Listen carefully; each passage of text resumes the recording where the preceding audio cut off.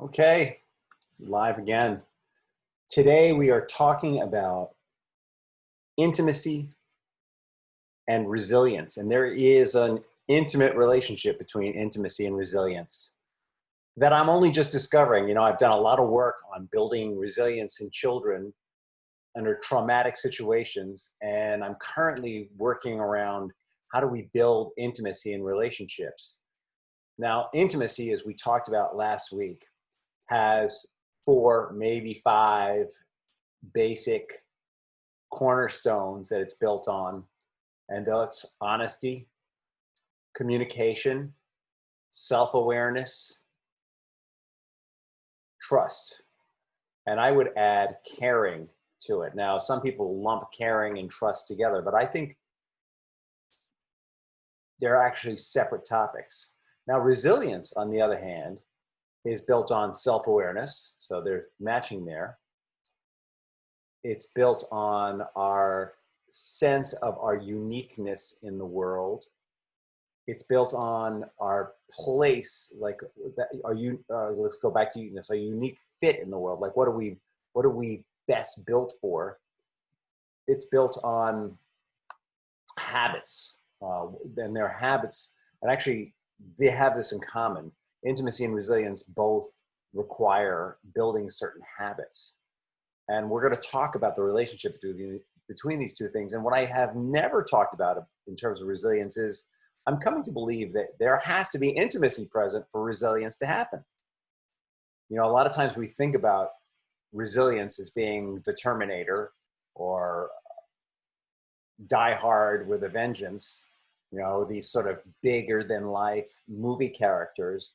But for someone to have the kind of drive that one of those people has, and for them to have the habits to be in the condition they need to be resilient under the circumstances that they're resilient under, there had to at one point in their life be some intimacy. And it's something we don't talk about much. I mean, intimacy is almost a taboo word. Maybe because when we talk about intimacy, what do you think about? People think about sex, or men think about sex when you talk about intimacy. I recently talked to a friend of mine about doing a joint event. I'm doing an event, actually. I'm doing an intimacy workshop that will benefit Lend a Hand Uganda. And the workshop is a relaxed, fun wine and cheese party for couples. It's going to happen September 22nd at 2 p.m. Go to bit.ly/fun with intimacy to register, or go to bit.ly/give and gain to learn more about the event. So I'm doing it with Lend a Hand Uganda, and I was telling the founder of Lend a Hand Uganda about it, and she was like, well, God, I mean, aren't people going to think intimacy and just associate it with, and so there's a lot of that out there. There's a lot of intimacy is about touch and sex, but it's not. Intimacy is the experience that a mother and child experience together. That's a very intimate relationship. A child nursing, incredibly intimate experience for both participants. Intimacy is that experience that children have with their parents when they're talking about something that's very important to them and the parents are listening intently and really being present for them. That's intimacy as well. And resilience is built in these situations as well. Resilience and intimacy are very interrelated.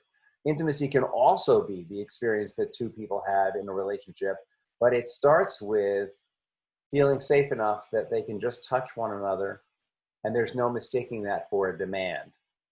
Or intimacy can be talking about your innermost fears and knowing that that person won't laugh at them. Intimacy can be sharing your wildest dreams and knowing that that person has your back and is there for you. Intimacy can be communicated with a word. Listen to my dog snoring over there. He doesn't think much of intimacy. Or it can be communicated with many sentences. But I think actually intimacy is more experienced with less words and more just being together. And resilience in children is built on an intimate relationship. if you're a child who never experiences intimacy, you're less likely to trust someone enough to allow them into your life. And resilience in children is built on not only self-awareness and self-acceptance, not only on knowing your place in the world, but also it's built on the knowledge that somebody cares and can teach you how to take appropriate risks, that somebody cares and can teach you values and principles. And to learn values and principles from someone, there needs to be a level of intimacy that occurs, a level of trust, a kind of communication, a certain level of self-acceptance and acceptance of the other person. So those qualities of intimacy are very key. In fact, as I'm speaking, reformulating how I think about resilience. All right, so let's start with building intimacy. I told you I'm going to have this event, so I don't want to give away all the secrets before we have the event. But some ways that intimacy is built is think about when you first start falling in love with someone, how did you build intimacy with that person? You built it by thinking about their needs and being present to them. You built it by being very careful about how and when you joked with the other person. You built it by putting a lot of care and consideration into your communications with them. You built it by being loving and kind and gentle. And somehow out of that soup came the experience of falling in love, which we all know is a short-term experience of 2 to 3 years, right? But intimacy was built on that platform. And even though the falling in love part might pass, which actually will pass, the intimacy can still be present. And I think the mistake that a lot of couples make is when the falling in love part diminishes, because it's really a limited time experience, I'm going to show you some intimacy.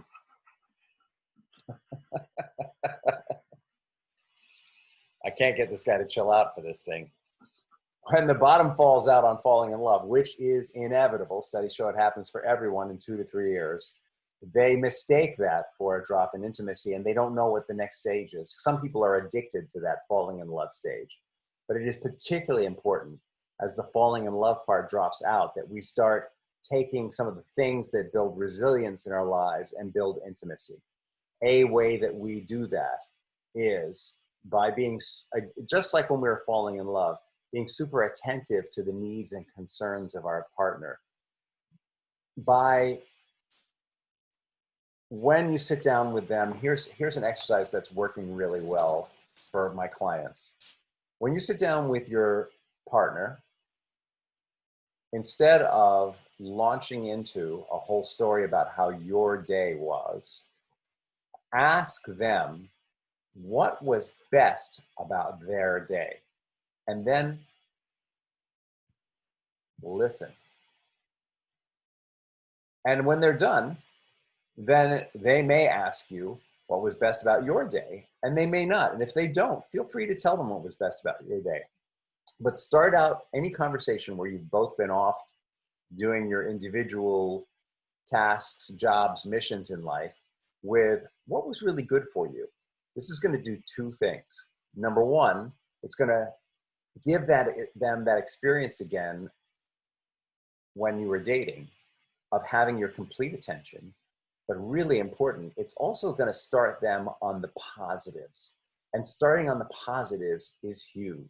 What tends to happen in committed relationships is both people come home, or one person comes home, or right now we're all home. We get off of a Zoom call together and we go, oh, what a day. I'm totally zoomed out. And we go right into the negative. And that negativity carries through into our relationship with one another sometimes. So what we want to do is we want to set the emotional tone for our time together by launching into the positives. Now, that doesn't mean you don't talk about the negatives, but it means you set the tone for the conversations by starting out with what was positive. And from there, if you go into the negatives, you can bring it back to the wins of the day. So if we start with the negative, we can just spiral down, down, down, down, down. If we start with the positive, we may come down, but we can always bring it back up. And our brains actually, when we start with positive, our brain actually our mind follows that lead. Like unconsciously, we actually follow that lead. Another strong tip would be, if you're feeling like you're not getting your physical needs met, instead of focusing all the time on how you're not getting and I'm talking about sex here, let's be blunt. If you feel like you're not having enough sex, or if you feel like you're only being used for sex, the next step would be to like pull the plug on that thought process. Positive sexual interaction is based on intimacy, not on physical need, right? We know that people can have totally non-intimate sex, right? That's what paid sex is about. It's about a totally non-intimate experience, just fulfilling a physical need.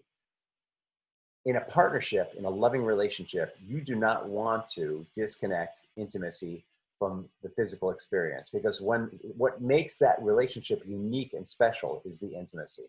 And so if you find yourself, if you're a guy or a woman, and you find yourself going to this place of my needs aren't being met, what's wrong with you? Why aren't you interested anymore?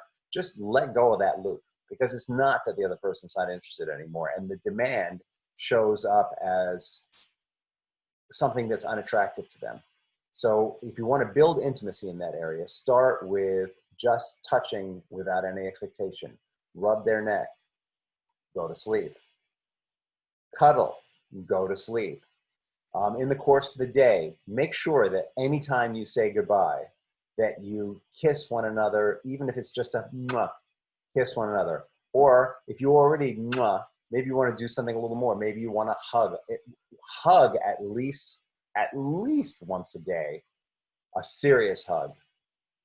Just start building the physical contact with no demand. Even if it's just as a ritual, even if it feels hollow at first, do it. Because that physical contact triggers feelings, it triggers hormones, it triggers so much in both of you. It's going to trigger so much in both of you. And part of having intimacy when you're making love, when you're having sex, the difference between having sex and making love is that you're building that intimate touch in your daily experience without any expectation. So that's tip number 2. I didn't even know I was going to be doing tips today. Do I have a third tip for you? A third tip would be to do gentle acts of kindness for your partner. I think actually what I'm doing right now is I'm pulling from the 5 love languages. So there might be 3 more tips after this. So an act of kindness might be, I like to put cream on my hands and feet when I go to sleep at night. And my wife, every now and then, offers me her feet.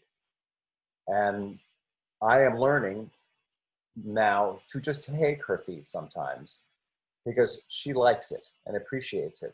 So that could be an act of touch, and it also could be just sort of an act of service. I know she also appreciates it if I do the laundry unexpectedly, oddly. Particularly, she's got some clothes that no one is supposed to do but her, because they're not supposed to go in the dryer. But if I do those and hang those up for her, she really loves that. It really makes it, and she thanks me for it. So acts of service, very much appreciated, without any expectation of anything in return. Let me really drive this home. You need to do these things because you love the other person, not because you're looking for nookie. Or if you're looking for nookie, don't expect it to come anytime soon. Another thing you can do is buy gifts. I'm not a big lover of gifts, but some people really love gifts. You know, the next time that you're at the grocery store, buy an orchid for them, or bring back something a food they really like, or any kind of small gift. And again, do it without expecting anything in return. So we've had touch, we've had acts of service, we've had gifts, words of encouragement. Speak words of encouragement to your partner.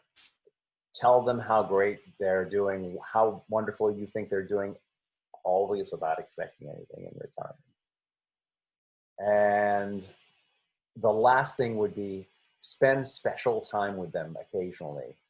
So that whole thing of the goodbye hug or the goodbye kiss, that could be a moment of special time.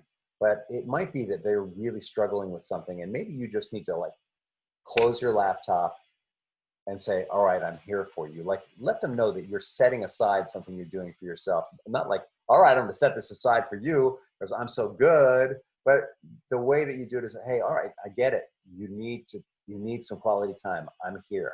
I'll get back to this later, like that. The emphasis being on their need. Those are also the 5 love languages. And most people, when they're dating, by the way, engage in all 5 love languages. Now, if you're interested in the 5 love languages, Google it, because there's a test you can take out there and you can find out what your top 2 love languages are, and get your partner to go and find out what their top 2 love languages are, because then you could probably dump at least 3 of those, because there's usually only 2 that really rings their bell. These are ways that you can start to build intimacy and trust. Now, and I think the last thing is